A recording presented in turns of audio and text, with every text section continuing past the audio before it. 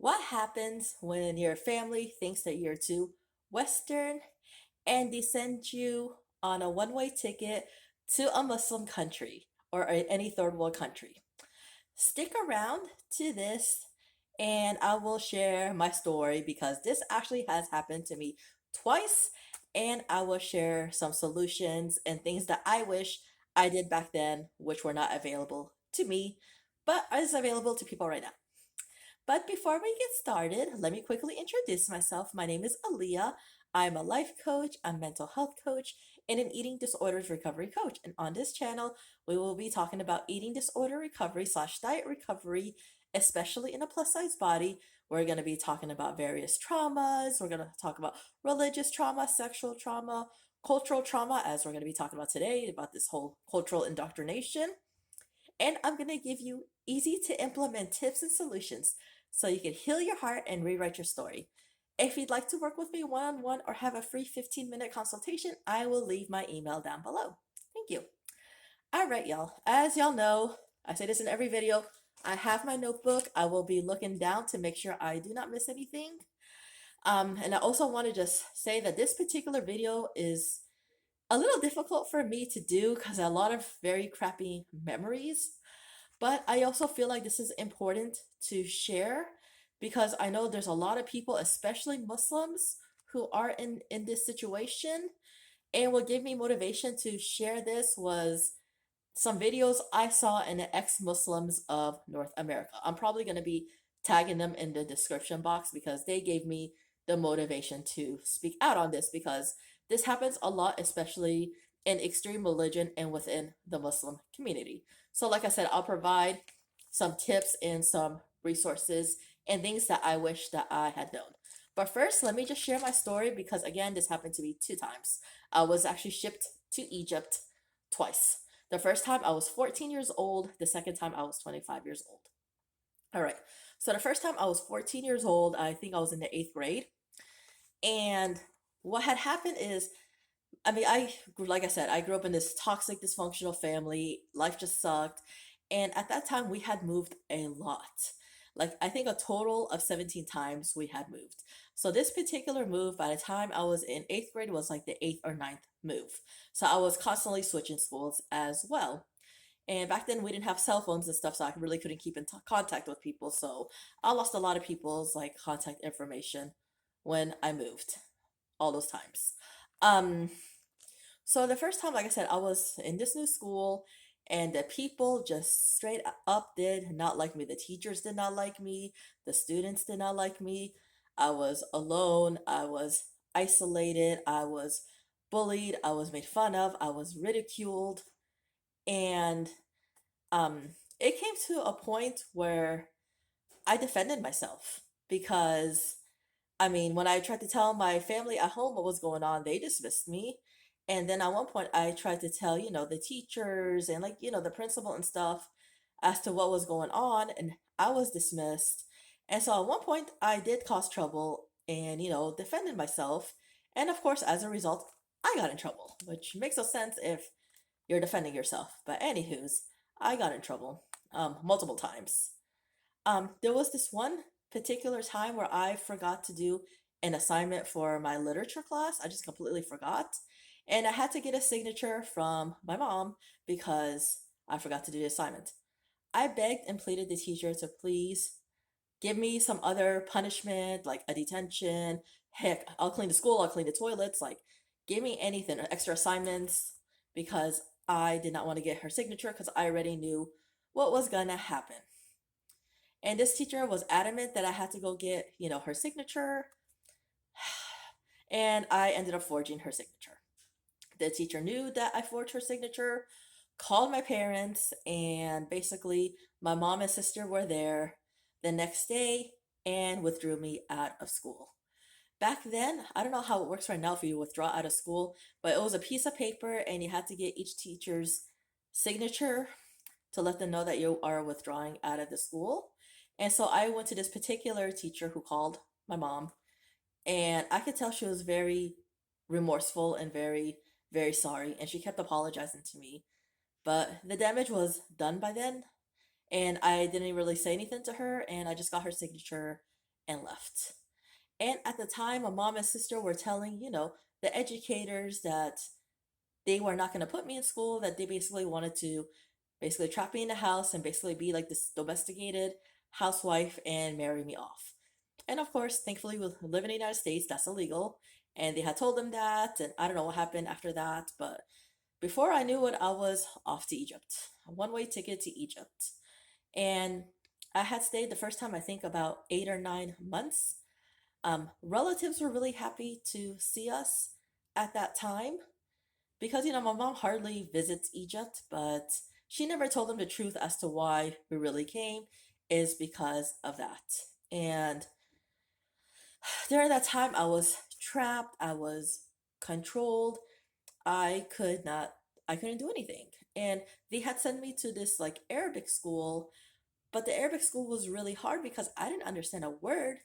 These teachers were saying, well, I understood Arabic, but academic Arabic is different from conversational Arabic, is different from Quranic Arabic.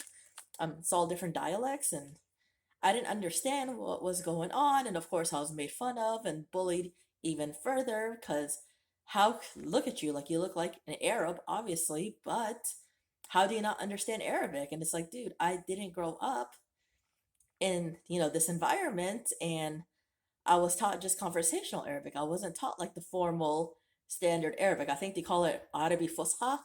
I wasn't taught that. So, yeah, that was that. And of course, my mom got me out of that school because I don't know, for whatever reason, she got me out of that school. So I ended up not finishing the school, which means when I did go to back to the States, 9 months later, I was forced to repeat the eighth grade in the same school, which was horrifying, demoralizing, and I just wanted to just crumble up and die. Honestly, it was terrible. And also, I want to point out that my sister, both times that this happened, instigated that my mom take me and ship me off to Egypt. But I don't know if she felt guilty or I needed to be used for something. I'm pretty sure that's what it was. I needed to be used for something. And so I would come back because she would call and I would come back. So just wanted to point that out there. The second time this happened to me, I was 25 years old. So at the time, I was with a Muslim boyfriend, which I know this sounds like an oxymoron, but that's what it was basically. But my intention with him at the time is I wanted to marry him in order to get out of the house. So yeah, so we were on and off for a very long time. So this particular time, I don't know how, but they found out I had like this secret boyfriend and they were really angry and mad and started calling me all these names like you're a slut, you're a whore, you're this, you're that. But at the same time, it's like I had the desire to get married at the time. And before I met this like boyfriend, I had asked them if they knew any suitors for me to marry. And of course, they're like, nope, you go figure it out yourself. So it's like, when I did figure it out myself, you're calling me all these names. Like, make it make sense, people. It makes no freaking sense. But, anyways, so the second time they found out about him, I was again on a one way ticket to Egypt. Like, I couldn't even say goodbye to him, nothing. Like, he didn't even know that I was gone. Um, this particular time, I was there for over a year, and I don't know, they were looking for somebody to marry me off to. At one point, they were trying to marry me off to a relative. I'm sorry, that is so disgusting to me. That is so disgusting to be married off to relatives and cousins and stuff. It is normalized over there in the Middle East and some parts of Asia, but that's just disgusting. I will never ever understand that. And then there was this one guy, he was not a relative, but who basically was interested in pursuing marriage with me. I don't know what happened. He and my family, they all got into an argument and he left and I never saw him again. And both times, like I said, I was heavily controlled. Like everything was taken away from me. My car keys were taken away from me. My ID was taken away from me. My passport was taken away from me. Like everything was taken away from me. So both times, actually. So it just was very, very, very difficult to escape. So what happened is after a year, I guess my sister felt guilty. We came back to the States. Again, she didn't feel guilty. It's more like she probably needed to use me for something. Came back to the States, and yeah, I connected with my boyfriend a little while later, and he was asking questions like, "Where did you go?" So I told him what happened, and what he did is he just laughed at me. And then he told his Muslim friends, and they all just laughed at me. And I remember from that moment, I highly resented him. Because how dare you laugh at something so traumatic? Like, you say you love me, but you laughed at me. But later on, I realized it's also because he's a narcissist, and narcissists love to control, and that was a story of control, and he liked that. So that's that. Funny part about him is I notice every so often he will still lurk on my social medias and things. Um, and he told me before, young woman, pay attention to this. He told me that he likes younger women. He doesn't like a woman over 30. And because she's aging or whatever. And now I realize why. It's because with a younger woman, I think now younger women are waking up, which is good. But it's easier to control and manipulate when you're younger. When you're older, you are aware because you've been through life already. And yeah, he didn't like that. He liked them younger. So, and at the time I was only like 24, 25. So, yeah. So, later on, also, I got pregnant with his baby and miscarried later. And like I said, that at that time he was going to marry me when I came back, but I had no desire to marry him. I was actually relieved that I got a miscarriage because I did not want to carry his kid because I knew if I carried this man's kid, my life would have been a lot worse than it already was. So I was grateful for that. You know, I know it sounds bad, but I was grateful for that. So I want to give y'all some solutions and tips. I'm sorry that was my oven because my food is ready, but I'll get it in a few minutes. So I want to give y'all some solutions and tips if case you are in this situation or living in a very controlling narcissistic household. Number one, let's say they're shipping you off or you're already in that country, call the embassy or consulate and get them involved. I didn't know this was a solution back then, but yeah, call them and get them involved. Number two, now we got the ex Muslims of North America who could also help contact the consulate and get you out. Back then, I didn't have the ex Muslims of North America. If you're Christian or Jewish or another like religion watching this, I can provide some other resources for y'all in the description box because I know I wrote it and I cannot find it in my notebook for some reason, but I will also give y'all some resources for some nonprofit organizations as well if y'all left religion. But I notice this happens a lot again with Muslims because some Muslims be crazy. I'm just gonna say it. So number three, make sure you make copies of all your important documents: your birth certificate, your social security, your driver's license, your passports, everything. Make copies of every single thing, your credit cards, everything, your keys. And I would also suggest to have a second phone, like a secret phone that you can hide somewhere. And then I would go even further and say to even have a safe deposit box. Again, this is stuff that I wish I knew earlier, and hindsight, what did they say? Hindsight is 2020. So I would definitely do that because with families like these, you always have to be like steps and steps and steps ahead, and you always have to have a plan A, B, C, D, E. Y'all get to drift. So and now, see, you can seek help from therapists, you can seek help from coaches, and there's also even employee wellness programs that offer therapy. Now you can seek help. Thankfully, therapy is less stigmatized, mental health is less stigmatized. Narcissistic abuse, there's a lot more awareness of narcissistic abuse.